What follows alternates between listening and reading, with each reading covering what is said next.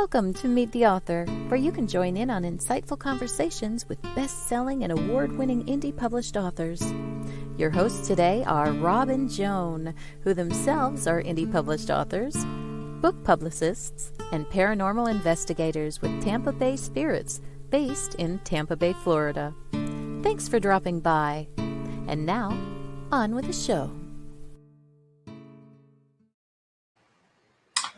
Hey, everybody. Hi, everybody. Glad to see you again. We have hello. Thank you. Happy St. Patrick's Day. As you can see, it is my birthday. Hello, Trish. Glad to see you here.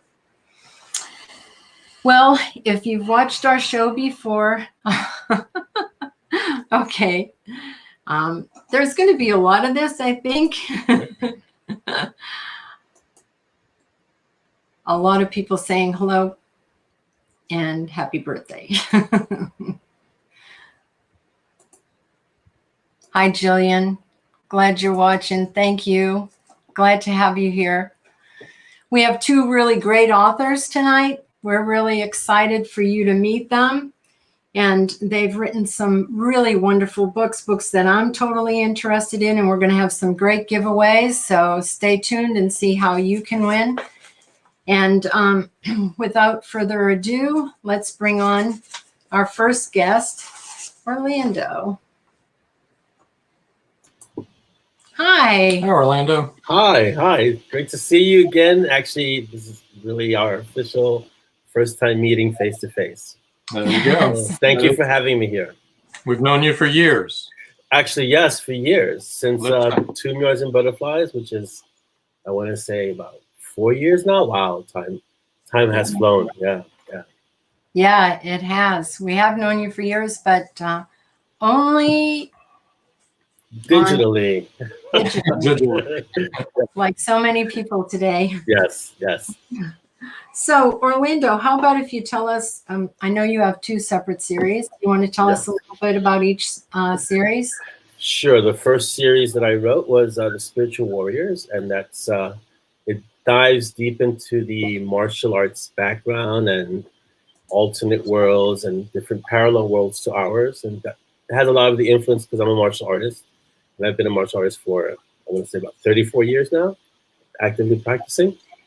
And so that follows Dante, the main character, through his adventures. It's a 5-book series.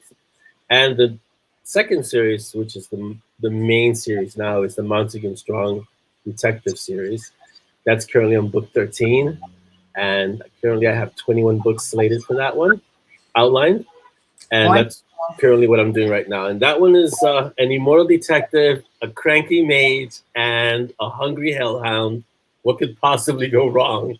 And so they were cases that no one else wants to take. And they basically are demolition experts. They kind of blow everything up around them as they work these cases. And it's a lot of fun. It's action, snark, a lot of snark.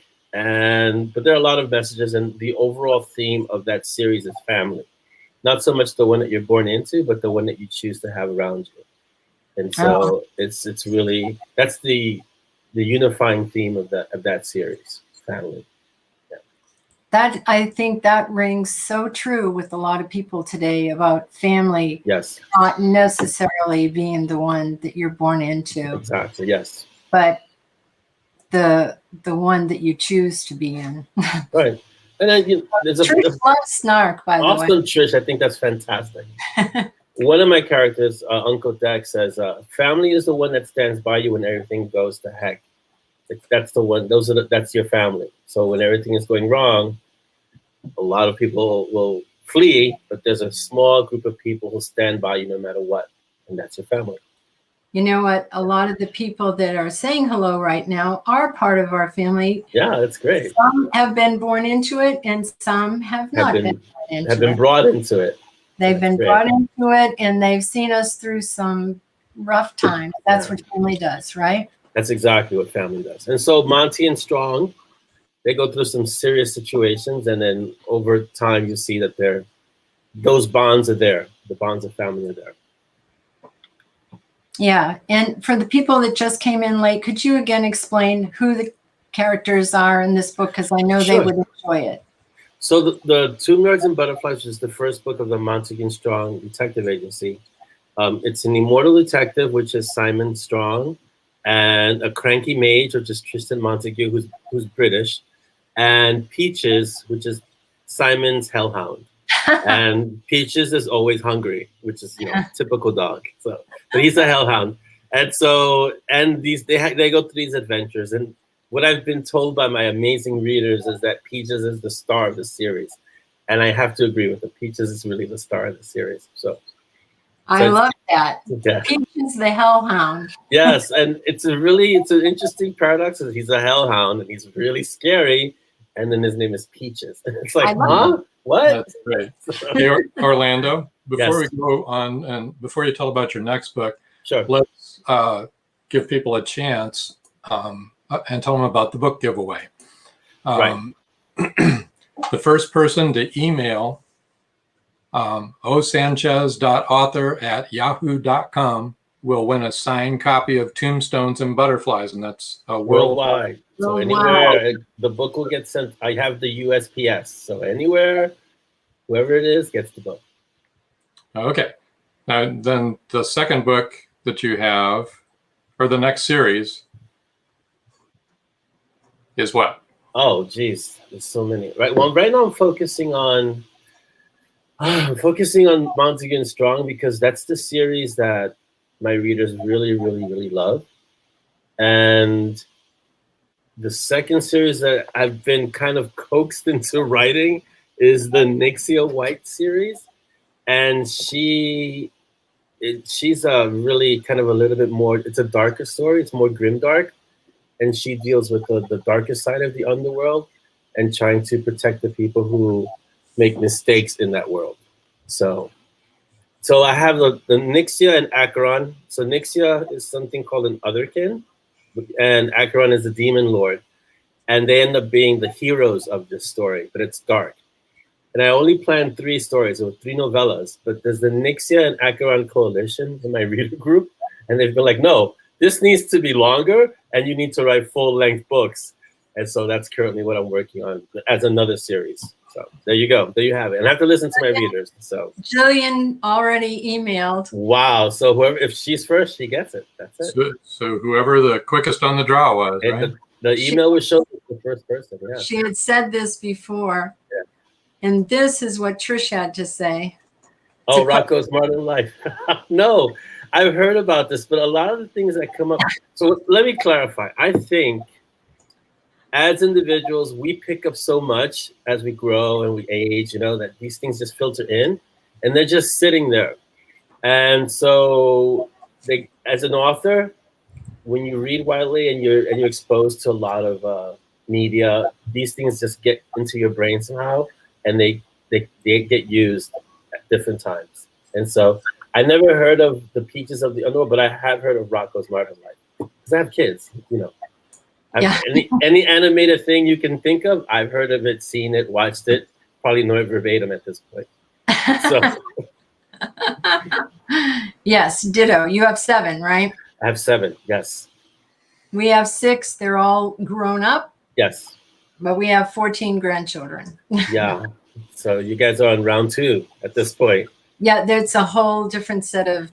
Yeah. See, but at grandchildren, you can give them back. So you can always say, okay, take them back home now. When they're kids, it's all you. So. But to be honest, I usually don't want to give them back. That's the other thing. And you get to spoil them as grandparents, which is Oh, great. yeah. Oh, That's yeah. the great part. You can ask our kids. They'll tell you. So that's always good. I'm looking forward to those moments where I can spoil them. Your dad we'll never let your dad do this, but for you, yes, you can have chocolate. Come here. Exactly. Yeah. I don't have to be worried about the sugar rush afterwards. Exactly. So could you tell us where everyone can find you, Orlando? Sure. My website is www.orlandoasanchez.com. You can find me there. And then if you sign up there's a little area at the top of the website where you can sign up for the email, and you'll get 3 short stories that you can't locate anywhere else. So they're not on Amazon, they're not anywhere else. They're just only through the newsletter. You'll get them. Don't lose them if you get them. Don't lose them, because then you're going to have to unsubscribe and resubscribe, I guess. And then you can also find me on Facebook at Orlando Sanchez. On Twitter, I'm also on at Orlando Sanchez, author O Sanchez on Twitter. And on Amazon, just look up Orlando A. Sanchez and you'll find me and all the books. And I have this awesome picture that my book cover designer made for me, where it's holding flames in my hands. It's pretty amazing. So I call them the flames of creativity, which is awesome. I put that on one of our advertisements. I thought that was awesome. You know? Yeah, I have another one with peaches, an actual peaches, a hellhound. Can you do that? Can you do that for us right now, Orlando? Sure. Let me see if I can find it for you. No, can you do it? Oh yeah. But then I'm not in a flame-proof area. Oh, so all right. Well, forget about it. We don't want to put you. I don't want to create an incident, and then we'll have problems. There you go. No, those are the fires of creativity. That's what those symbolize. So that's what they are. There you go. That's a good thing to have symbolized. Yeah. And you want to just keep those stoked all the time. So right. Yeah. And then also the newsletter. Don't you have a newsletter? So the newsletter, you go to www.orlandoasanchez. And when you sign up, you get a newsletter. I try to be good about this, like twice a month, but usually once a month. And it's basically a place to find out what's new, what's coming, what I'm currently working on, and to connect with readers who don't usually get on Facebook, because there are a lot. I have about 5,000 people on my newsletter, and most of them aren't on Facebook. So they don't want to get on Facebook, it's just something that they don't do. And so they get information that way through the newsletter. So yeah. I think it's a good thing to always be out there. Yeah. In the beginning, it was difficult because there's a lot as an indie author that you guys know, but there's a lot you don't know when you start. Like, how do I do this? How do I, get this started? How do I get this started? And you need reviews, but you don't know anyone. You don't have any readers. So how do you get reviews for your readers? So it's a lot of chicken and egg thing. But after a while, you speak to other authors, and they give you insights, and they help you out, and they point you in the right direction, and they say, hey, you need to do this. Like when I met you guys, and it's like, you need to get your book out there, get it marketed, and it's a slow process, but it'll happen if you stick with it. And so over time, you get to that point. And so that's what I do with other authors too. It is a slow process, but it is. And building up your followers is a slow process. Slow and often painful. It is. And I remember when I wrote my first book, The Spiritual Warriors, my idea was, this is what I was living under the illusion. I'm going to write the book and it's just going to take off and that's it. And I can retire. And I wrote the book and not so much. It's like, well, maybe you have to get it edited first, and then you've got to market it, and then you got to, get the word out. And it's like, oh, there's a lot more to this. And you had great covers on those. I mean, they were awesome. But even with all of that, I mean, that's the thing. You can have great covers. This is what I tell new authors, because I speak to a few often. It's like, invest in your covers, invest in editing. Those are things that you have to do. This is not negotiable. Really, you have to do those things. First impression. The first impression. Yeah. But even with all of that, if you don't have an audience yet, that's where the work comes in. You've got to put yourself out there. And that's hard for a lot of authors, because by nature, authors are introverts. They don't want to go out, but that's why we're authors, because we want to hide behind a screen. We'll write, and we don't need to be out there. But if you want people to discover your work, you've got to put yourself out there somehow. So I started a launch team and a reader team, and I got out there talking to readers and shared stories with them and character ideas. And over time, it started building. So, but that takes time. Like I said, it's a long process, and sometimes it's a painful process. Yeah. Would you mind telling us a little bit about this particular cover? Wow. Yes. So Wander is that. Well, the cover is done by the very talented people, Gene and Sasha at Gene Malika Studios. They're the ones who do these covers. This is Gray and Coda. Those are the two characters you see there. Gray is a Night Warden. These are the Night Warden series, Night Warden novels. this cover and every subsequent cover for the Night Warden novels are photo shoots that I went to Manhattan for, and it was like a 6 to 8 hour affair, and they just took about 2,000 pictures, all of which could be covers, and they just go into positions, and he had them holding swords, and that's a real fans, that's a real sword he's holding, and these are models taking pictures in positions. I have the raw pictures, and then I submit them to Gene, and he says, okay, which one do you want to make the next cover? I said, I think this one would be great. Let's use this color scheme. So I said, for the first one, let's kind of stay in the orange palette. Let's make this really pop and stand out.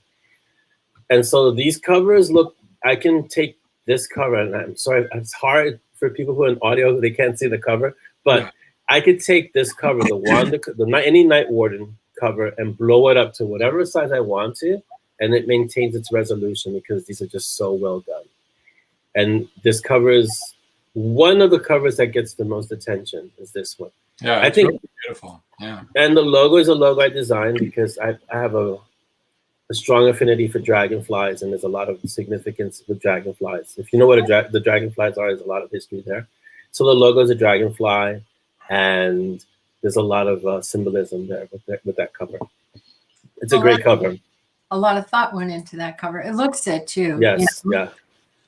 So if anybody has any questions that's watching right now for Orlando, he's going to be on here another 10 minutes or so, and he'll be hanging around toward the end of the show as well, yes, throughout the rest of the show. But before we bring Mark in at the bottom of the hour, we're going to take a little break. And so if anybody has any questions about Orlando, or for Orlando, or about Orlando, or whatever. You also dabbled a little bit in the martial arts, right? Not a yes, little.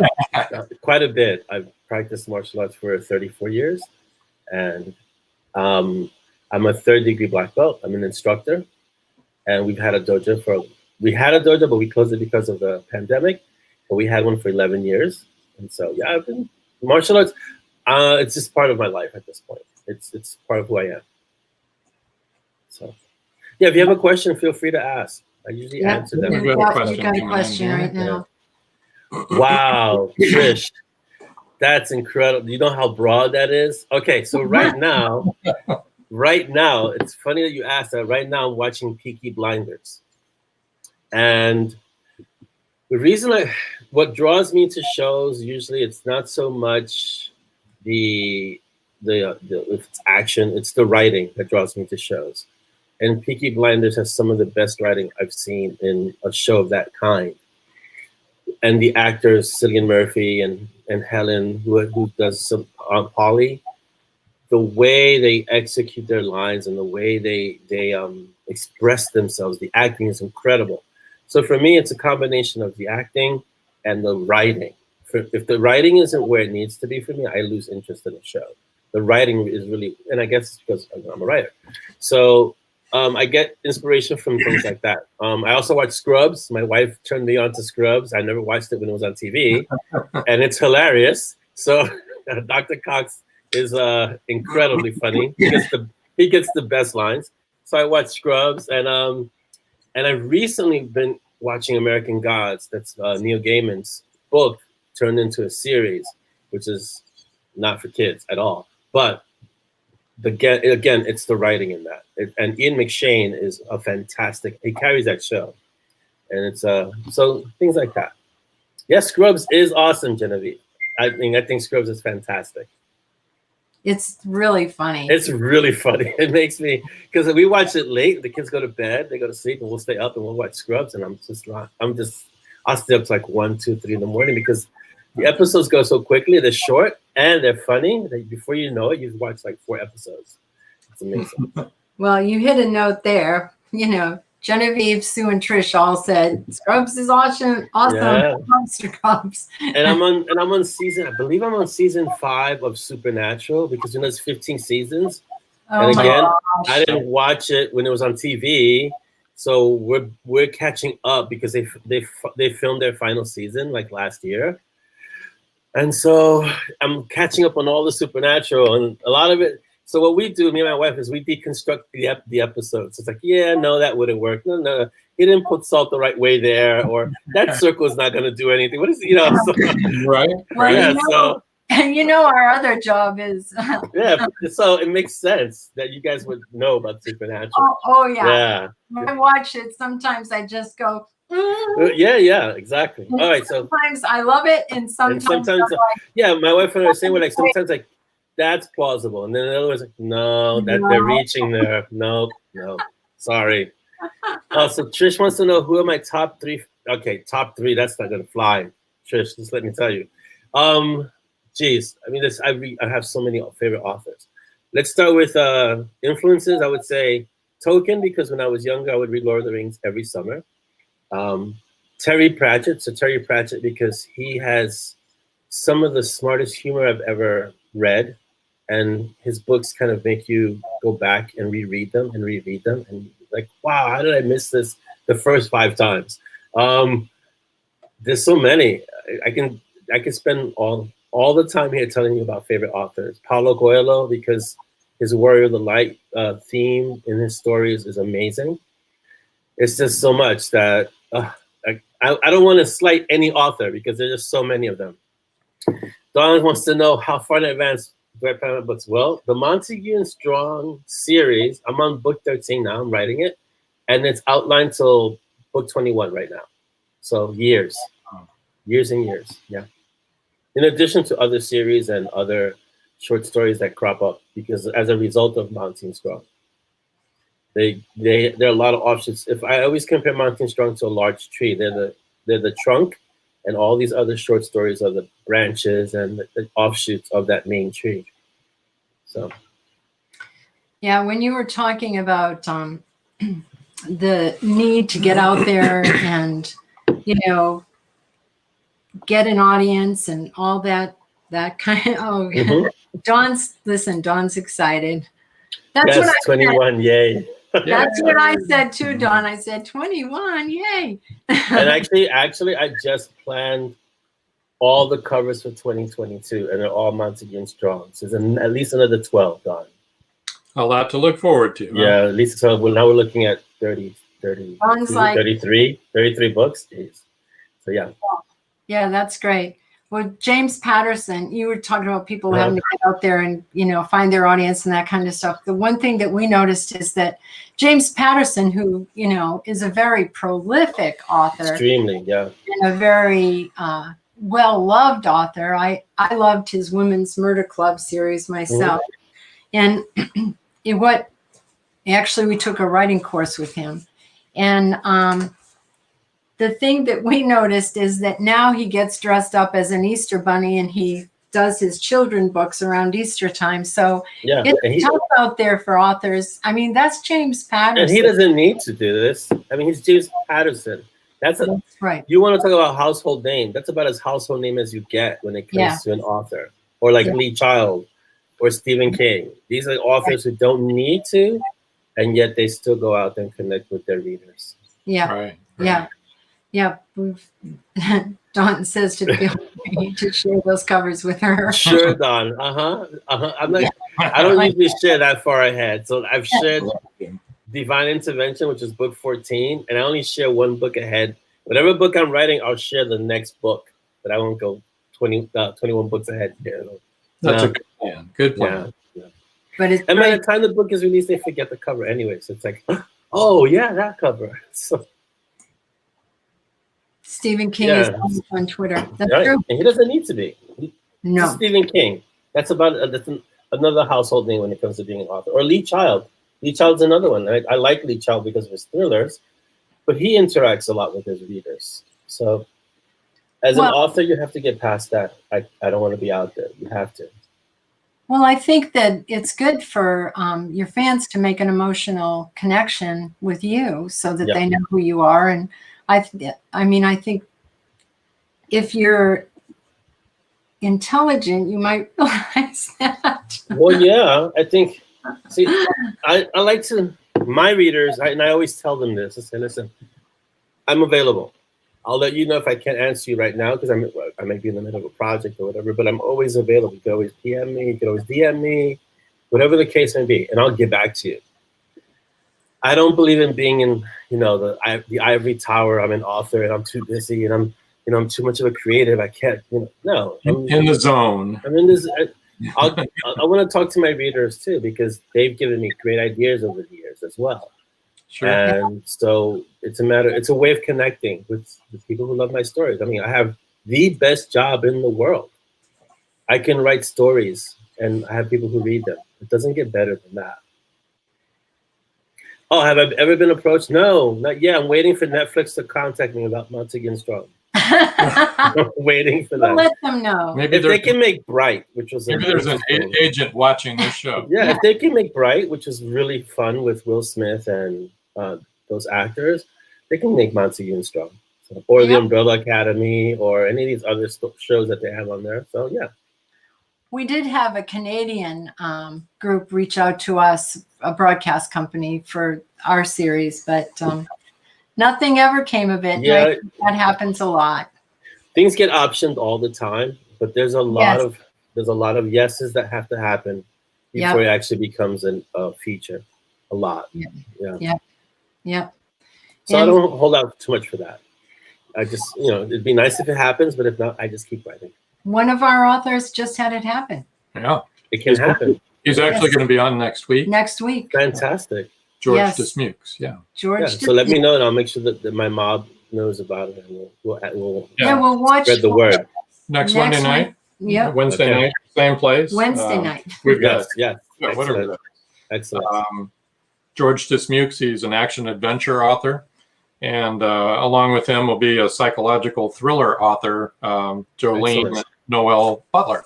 She's going to be on. So fantastic. That ought to be a fun hour. 2 genres that I enjoy. So yeah. And both of those authors you can find on indiebooksource.com, where you can find you, Orlando. And this is a great site. So yeah, Indie Booksource. I was showing my wife Dolly this, because I remember your site when you first started. Yeah. And it was so different. And when I went recently, I was like, wow, they've made some awesome changes. It looks really great. You like the changes? That's good. Yeah, I was amazed. I was like, because I had the memory of how it was. We're talking years ago, right? So it was different. It looked different. I mean, it still did the job. It still did what it needed to do. CarterNovels.com still has that same format. Right. We just moved Indie Booksource out. Yeah, Indie Bookstore looks really upscale now. It's like, it does. Whoa, you guys took it to the next level. Thank you. I was impressed. Yes. We had fun doing that. It's work, but it needs to be done. It's a lot of work. Because you can see it in the site. You can see that you guys put work into it. Thanks. Yeah, it was a lot of work to get everything over there and to get the right backgrounds so that people's things popped, Well, that Wanda cover that you did, the little ad that you did with Wanda, it's orange. And you have the cover in the front, and then the background is actually the cover, but it's a little more washed out. I was blown away by that. You like that? Yeah. Wow. When I saw it. Yeah. It was incredible. Very cool. Well, I think I used to try to put different kinds of backgrounds. Actually, I did that on a lot of yours. You did a lot, yeah. There's a lot of them. Mm-hmm. I tried to do things that were kind of related. Yeah. Related. Yeah. But then I thought, number one, that was taking too long. Because you have to find a different image. Yeah. But what tells a better story than your own cover? Exactly. Right. And that's the key. It's like what I was saying earlier when I speak to new authors. Like, you have to invest in certain things from the get-go. You have to invest in your cover, and you've got to invest in your editing, please, because you're making that impression. And make sure your description or your blurb is really sharp, because readers see a cover, then they'll go to the blurb and they'll decide then they'll read the first page and see, okay, maybe I want to get this book. If any of those points aren't where they need to be, you lose a reader. Right. Well, hopefully we don't lose anybody right now. I hope not. We're going to take a short break. When we come back, we're going to be welcoming Mark Rosendorf on. Thank you so much for having me. You're welcome. You haven't gone anywhere yet. No, I haven't. I'm here. But we're going to take a word from our sponsor at this time. Fantastic.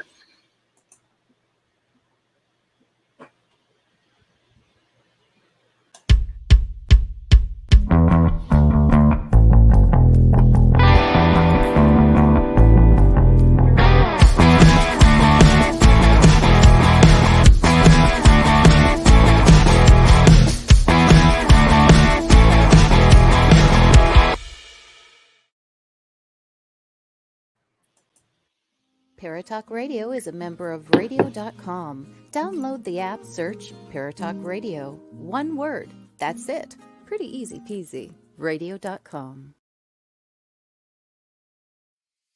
WLFE DB Radio is on Spotify with all its great shows like Across the Pond, Inside the Drag Closet, Step into the Paranormal, Just Cindy, Where's My Sage, Unfiltered Talks with Bryce, Metal Mayhem ROC, Paratalk Radio, Real Talk with Dom, and more. So download the Spotify app today to stay connected to all your WLFE DB Radio shows. You've been listening to WLFE-DB.com, where our shows are your shows. Hey guys and dolls, this is Casey DeVille, the better half of DeVille Inc., Baltimore, Maryland. If you're ever in Baltimore, stop in and see me and Tony. Invisible Brie, 5920 Eastern Avenue, Baltimore, Maryland, 21224. Give us a call if you're in the area, 410-400-9641. Or look us up on the web at DeVilleInc.com. DeVille Inc., where we specialize in you.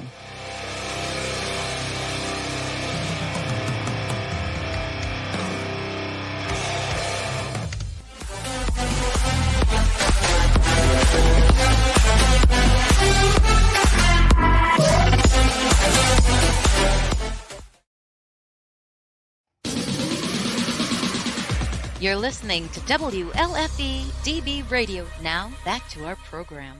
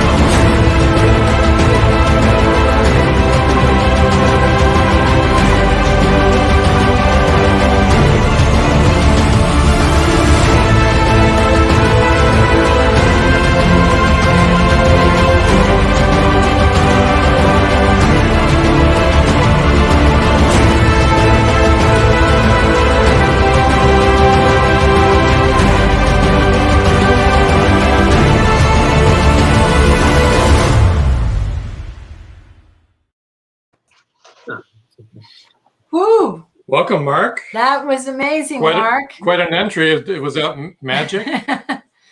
Magic, yes. Good evening, Rob, Joan, Orlando, and everybody listening right now. How was everybody? Happy St. Patrick's Day. How are you, Mark? Thank you. Same to you. Same to you. We're all good. Let me see. Still on. Okay. Just was checking on the comments here. So, Mark, why don't you tell us a little bit about yourself and how you got, Sue Pearson says hi. Yeah. Hi. Thanks, Sue. We're always glad to say hello to, yeah. Trish says, hello, Mark. Now I forgot my train of thought. I have no idea. Oh, I know what I wanted to say. I wanted to ask you to please tell people what you used to do. Don McQueen Mortimer says hello also. How you got into writing this series. Okay. It's a great story. So I used to write back in 2009. My first book, The Rosendorf Effect, had come out. At that point, it was a 3-book series I wrote. I also wrote a science fiction book, as well as a short story, all within a period of 4 years, from 2009 to about 2013. At the time, I really didn't know a lot about the industry. A lot of what Orlando was talking about before, I wasn't aware of. And by the time I actually learned all of that, my books had become a little bit outdated. That was before I had my set of rules to keep books timeless, but that'll be a separate podcast. So basically, I gave up writing entirely. I felt, you know what? I did it. It's time to move on. And all of a sudden, 2 o'clock in the morning, this idea hit me. I should point out that throughout college and such, I was actually a professional magician. I did a lot of different, hi, Amy. I did a lot of different stage performances, and now I'm a high school guidance counselor working with special needs students. And as part of our performing arts program, I teach magic. We go up on stage, and they perform magic. So I was just thinking about it, that, a lot of work goes into this magic, but people in the audience don't really know that's them. It could be witchcraft. What a great place for witches to hide in plain sight as magicians. So the ideas just started rolling. Obviously, it would have to be in Las Vegas. I started visualizing the characters. They started talking to me. I'm up every night at 2 a.m. scribbling in a notebook, trying very hard not to wake my wife, a little flashlight under the blanket. Basically, The Witches of Vegas was born. Since then, it's actually won a few awards. It came in second in International Digital Awards for Young Adult. It was rated 5 stars by Indie Tale magazine. It was also rated one of Shelf Unbound books to watch for 2020. I don't really see this as resuming my career as an author. It's almost like I've restarted with a new genre, new story, even a new style. I'm a born-again author. There you go. There you go. Well, before we go too much farther to give people time, why don't we tell them about your giveaway?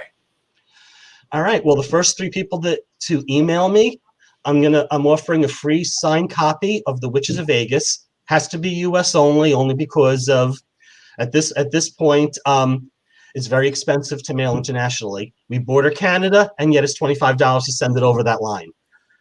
I'm also offering 2 ebook copies, and that can be to anyone around the world. Good. Awesome. And also, before we get any further, I'd like you to be able to tell people where they can find you. My website is markrosendorf.com. They can also contact me at mark@markrosendorf.com, markrosendorf.com. Books are also available wherever ebooks, print books, or audiobooks are sold. I'm happy to say, as actually last week, The Witches of Vegas came out as an audiobook. And I should also mention the sequel, Journey to New Salem, is scheduled to come out next week. Yes, that's March 29th, right? That's correct. Did I remember correctly? Okay, cool. So I should talk about what The Witches of Vegas is about, right? Yes, you should. All right. So The Witches of Vegas is about a family of witches who hide in plain sight, openly using their magic on the Vegas stage as magicians. Now, this is great for them, way to practice.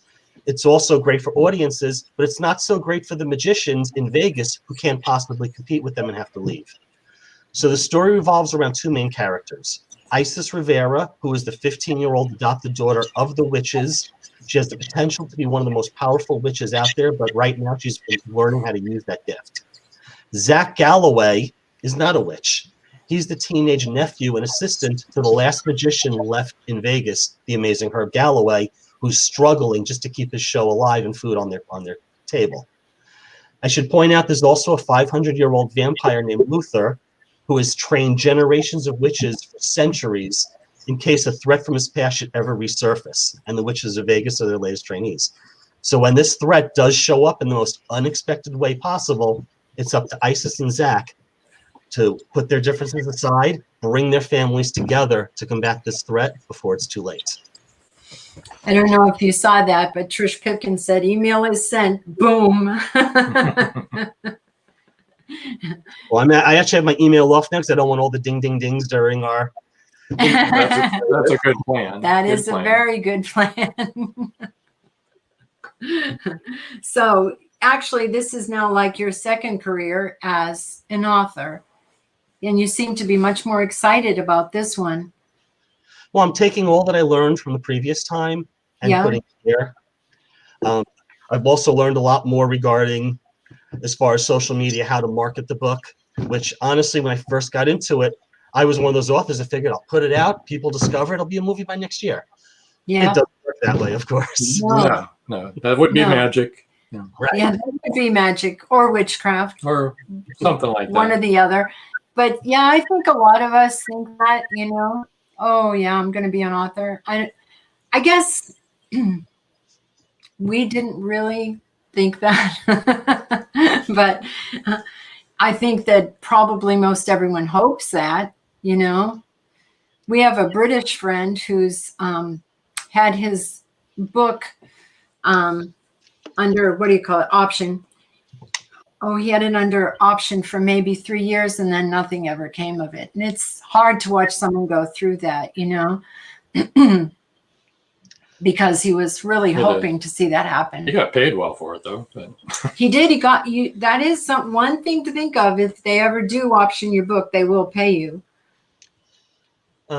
Honestly, I'll be the first one online. If they contact me and say, hey, you want to put it out there? Yeah. Let me think about that. Do I want it to be a movie? Yeah, I want it to be a movie. So there you go. Right? And it sounds like your book would be a really good movie, too, because there's a lot of action. There's magic. It's in Las Vegas. There's lights, there's good versus evil. There's a conflict. It sounds really good. This is really its own, its own character. When I was first starting to write this book, we took a family vacation to Las Vegas, and I went around that entire strip just taking notes, taking it all in, and it shows in there. Yeah. So you've got another one coming out, the second in the series. Journey to Salem, that's correct. Wrong one. Wrong one. No, that one's mine. There you go. There it is. I was wandering around in the wrong place. So. And in this one, this is where the world of the witches of Vegas is gonna open up, where we're gonna learn about a village that's been around for 300 years, hidden from the world, of a place where witches can go and just live a normal life. It was built 300 years ago against persecution, and the witches of Vegas are going to need to go to this village to save one of their own. That's really a great concept. New Salem, because of course they had to leave Salem, right? Hence right. The name New Salem. That really sounds like a fun book also. I can't wait until that one comes out. Excuse me. Week. Or maybe a week and a half. Yeah. 12 days.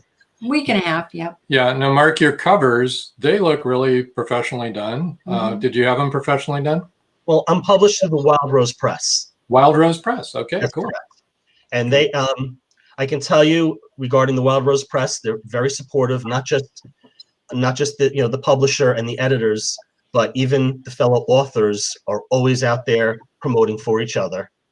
And they also have a really great art department that contacts each author, says, how do you envision this cover? And then they send it, and after they make and send it to you, it's basically exactly what you envisioned in your head. Wow. That's great. That is cool.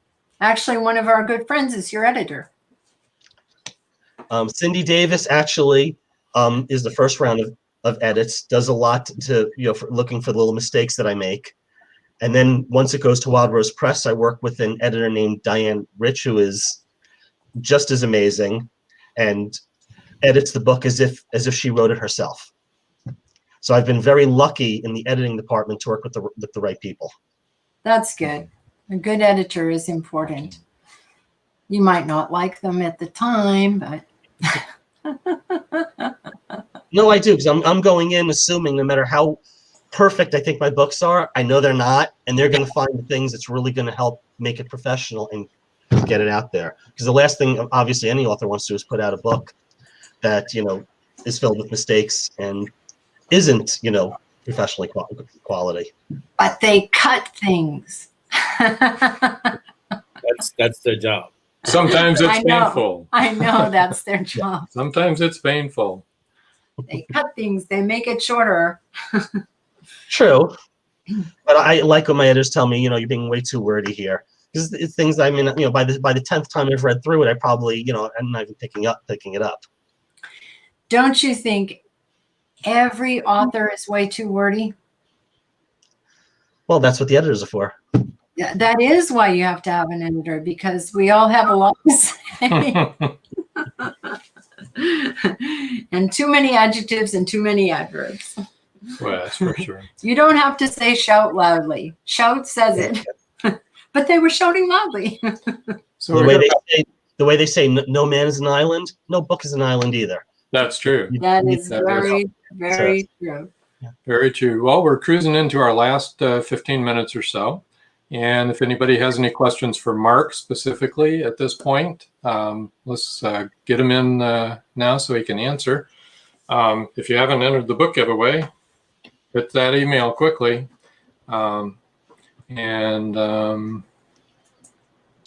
see. I can answer on behalf of Isaac and the Witches of Vegas as well. If you have any questions for them. There you go. Yeah, definitely. Whatever you'd like to know, he's willing to answer. Not all come at us at once. So, Mark, have you got anything beyond yet? Have you started on number 3? The third book is actually in the works now. I expect it should come out by the end of the year. He's my favorite magician of all time. A lot of magicians I liked. I have to tell you, I always liked Harry Anderson because not only was he amazing with the magic, but he was also very funny and personable on stage.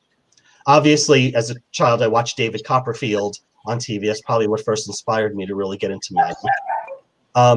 Quick aside story, by the way, when The Witches of Vegas first came out, the first person I actually sent a book to was Penn Jillette from Penn and Teller. And he actually contacted me. He loved the concept. Wow. Really? Gave the book to his 15-year-old daughter, who is a magician in Vegas. Oh, that's great. Oh my gosh. That's really cool. exciting. I would love to hear well, we did have one odd thing happen. Okay. Our third book, Clone Drones, came out long before anyone had privately, Sue Pearson said this about what you just had to say about Gillette. Before anyone had weaponized their own private drone. And then about a year after we had published the book, an 18-year-old weaponized a drone. And we were both like, Uh-oh. oh dear. Oh. How many books do you foresee in this series? I can say now I do have the idea for the 4th book. I have a general basic idea for the 5th. As long as ideas come to me, usually in the middle of the night, and as long as there's still interest in the series, I'll keep going with these characters. That's a good thing. Yeah, let's see. I love Penn and Teller too. And Barbara said she saw them at Bally's. Bally's. Yeah, hotel in Vegas. I see them every week. They have their show on now, Fool Us, where magicians go up there and try to fool them with the tricks. Yeah. I've never watched that. Have you watched it? I watch it weekly. I always envision that's probably how the Witches of Vegas started in Vegas, by going and fooling Penn and Teller. Of course, that's the book, but you can put it in the book. I'm sure they wouldn't mind the free advertising. No, that's right. Someday in the future, we'll see. Do you ever think about writing another series different than this one, or do you feel fully invested in this one right now? I never thought I was even going to write this one. It just hit me, and I had this just need to write it. And right now, I really do enjoy writing for these characters. Yeah.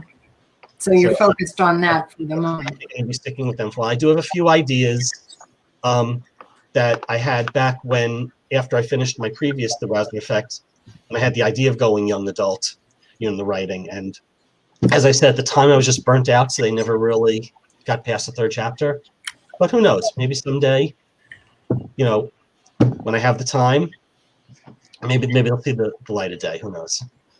So again, I just wanted you to repeat what your website is so that those that are listening and not watching can... MarkRosendorf.com. The www.markrosendorf.com. The way you saw that amazing video at the beginning, which, by the way, was made by a fellow Wild Rose Press author, Crystal Harris. She also made the second one for Journey to New Salem, which is up on the website. Wow, Awesome. that really was a stunning video. We loved it. That was great. Work with the videos. And then your Twitter? My Twitter is under my name, twitter.com/Mark Rosendorf. All right. Makes it easy. That Yes. does make it easy. Okay, this is a good question too. I like this question, Amy. Who is my favorite character? I happen to like all the characters, but if I had to talk about one, it would probably be Luther. He's the 500-year-old vampire who mentors the witches, and he's there to save the world in case this threat ever comes. However, because he is 500 years old, he's not this spry, like they played in that Tom Cruise movie. 500 years old, he's old, he's cranky, he's completely impatient because he's seen it and done it a million times. And that's the attitude he takes towards them. They've become his family. He loves them, but he has no patience. That's great. I've never heard anybody talk about a vampire that way, so that's always good when you do something unique. I think it is. Before I was a guidance counselor, I actually worked in the hotel industry, and I had an old supervisor who everybody liked. He was a great guy, but he'd been there for 40 years. I think he was pushing, 70. And, we were all in our young 20s at the time. Zero patience. And I figure if he was like that at that age, imagine at 500. They really got to be cranky. Yeah. Believe me, I know how old I am, and I'm cranky. I'm not 500 yet, by the way. So, yeah, he's a good guy. in the last few minutes here, do something a little different. Mark, Orlando, do you guys have questions for each other, or you want to have any author-to-author things to say? Yeah, Mark, so because you were a magician, how did that influence your writing about the witches in Vegas? Because you had that very unique perspective of being on stage, right, and creating illusions. So how did that influence your writing for the book? It's a good question, Orlando. And I'll tell you how the Witches of Vegas actually comes from the two perspectives. It comes from the witches, but it also comes from the magicians. Right. And I can tell you, and so when they're talking about being on stage, putting these shows together, this is stuff that I've put together. I help my students. In fact, I can say that some of the behind the scenes of magic is inside the Witches of Vegas. Really? Yeah. When you sent the book to Penn, Gillette, because they're notorious for telling how the tricks are done, right? They're known for kind of removing the aura of it's magic. No, this is how it is. Did you do that in the Witches of Vegas? Did you kind of reveal a bit of how the illusions were brought a little bit, yeah. And my favorite scene is actually you have scenes where they go to see the witches, and even though they're professional magicians, they don't understand how it works. And then there's times where Isis, the 50-year-old witch, goes to their show and is just amazed. No, witchcraft, how are they doing it? Right. That's awesome. What made you decide to do YA and not, because this is a great subject. You could have gone any demographic, but why YA? The two characters, Isis and Zach, just spoke to me. Okay. I was just seeing their perspective. And honestly, one of the biggest criticisms of my previous books, which were adult thrillers, was that even though the content was adult, the writing style was YA. Right. And I said, well, yeah, I work with teenagers. I'm sure I picked up a lot of that. So it just made sense. Yeah, this is what I should be writing. And I figured with the magic and the witches and vampires, this is perfect because I know that's a big thing among the teens today. So it almost sounds like you found your voice in terms of that, because even though your previous book was an adult theme, it was geared towards that audience. Apparently my 6-year vacation paid off. Yeah. There you go.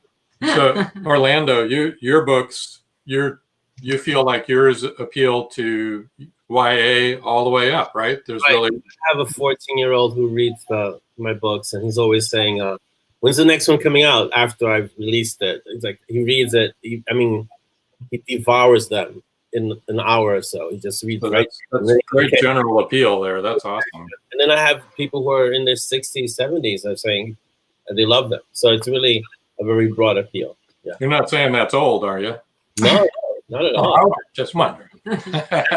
Say this: some of my first 10 was actually at my parents' community in Florida, which is 55 and above, and they all seem to really love The Witches of Vegas. So I guess YA kind of does appeal to, every audience. Yeah. Just like Orlando, sounds like your books as well have an appeal to every audience. I Right, think right. that that's true because I know that, some of the major movies that have come out recently have been young adult books. And I've read all of those series, and I'm 74. So Today.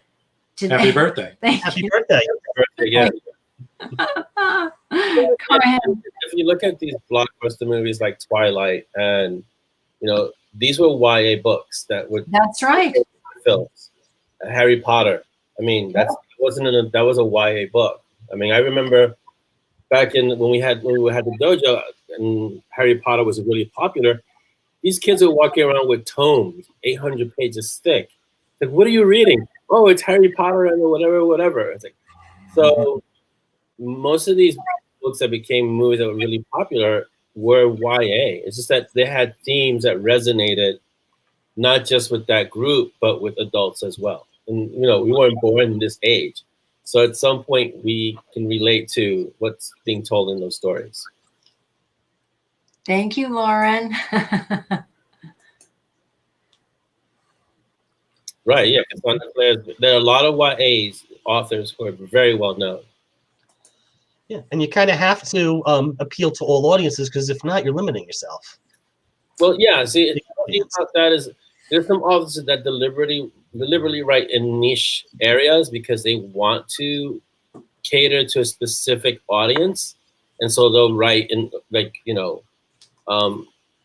they'll write zombies in space and something very, very niche, which isn't going to appeal to everyone.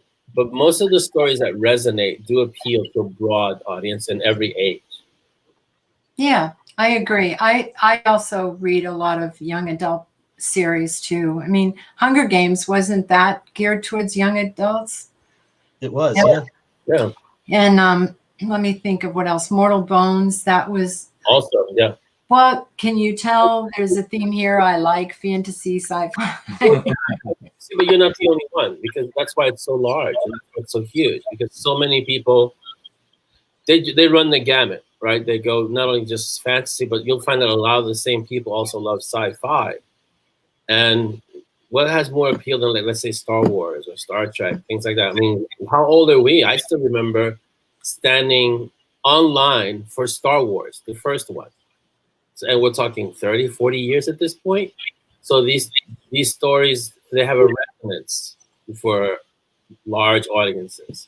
Boy, that's for sure. We dragged all our kids there and made them stand in line. Return of the Jedi was the first movie I stood in line for. They still remember standing in line, and then it went all the way around the building, and they were kind of like, "You're gonna make us, Stargate, Oh my God, I love Stargate. It's awesome. So yeah, I was standing at the Ziegfeld, which is where Star Wars played, and I played hooky from school that day. My little one was here, and I was online. I was on one of those lines that went around the block, around the building, yeah, to see the first showings of Star Wars. And I still remember the Destroyer. Oh my gosh. And the Ziegfeld had surround sound. It was one of the few theaters that had it. And everyone in the theater went like this, because that's where it came into the field. It was like, and then you just saw it go on forever because it was just so enormous. And it's like, wow, it stays with you, things like that. Or when the TIE fighter would come down and everyone ducked as it came down, and people were like, whoa. So, and the one thing we know, Han shot first, right? Yeah, there we go. Yeah, exactly. Yeah. Well, this has been really awesome. Orlando, want to thank you for joining us. And Mark, you too. And you guys are in Queens together. You ought to go have a cup of coffee when you get done. Bayside, you're not far away. Social distance. Right? Social distance, though, right? Oh, you got a social distance still, yeah. All right, we'll have coffee from 6 feet away, sure. It is. It's a documentary. It was a document. It is. Yeah. A long time ago, galaxy far, far away. It happened. That's right. There you go. It was then. Before we sign off, I'd like to remind you that we can watch on WLFE-DB.com. You can watch this show live on TV and all the other shows. And I'd like you to try and catch Paratalk Radio on Monday with Ted and Cindy at 8 and Real Talk with Dom at 10. And also on Tuesday, The Creepy Parlor with Genevieve. And after that is Where's My Sage with Mike and Christy. And there's a whole bunch of other shows that you would love. Interesting shows. Everything But Nothing with T. Roy at 10 on Thursday. We love T. Roy. So thank you. And stick around. We'll chat afterwards. Sure. And on to the next. Wait a minute. We have one more comment here. Let's see. Oh, Sue Pearson says, you were both wonderful. Thank you, Sue. I really appreciate it. Yeah. And you were too. You were really great. We've got a few minutes that we can. So fun and great getting to know you both. Thank you. Thank you, Trish. Thanks, Trish. Yeah. And thank you, Robin, for having us on the show. Oh, yeah. We're just thrilled to have had you. It really was a good show. We can go a few minutes over. There isn't a show after us for another half an hour or so. Special show because it was on your birthday. Yeah, I know. I know. And I said to one of my daughters earlier today, okay, I'm never doing a show on my birthday again because it's been texts and people calling all day long. And my sister, like I said, called it 5 p.m. And when we talk forever. And I said, okay, I really have to go because we do need to put the show on. So, but hey, we're in quarantine. I wasn't going anywhere anyway. There you go. That's right. Okay, I'll let you sign off now. Yes, she's that daughter. Okay, so on to the next. On to the next. Thank you, guys. Yep. You're welcome. Thanks for being here.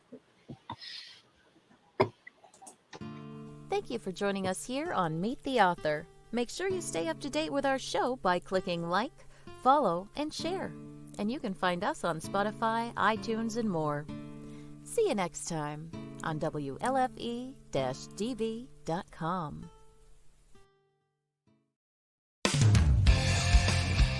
You've been listening to WLFE-DB.com, where our shows are your shows.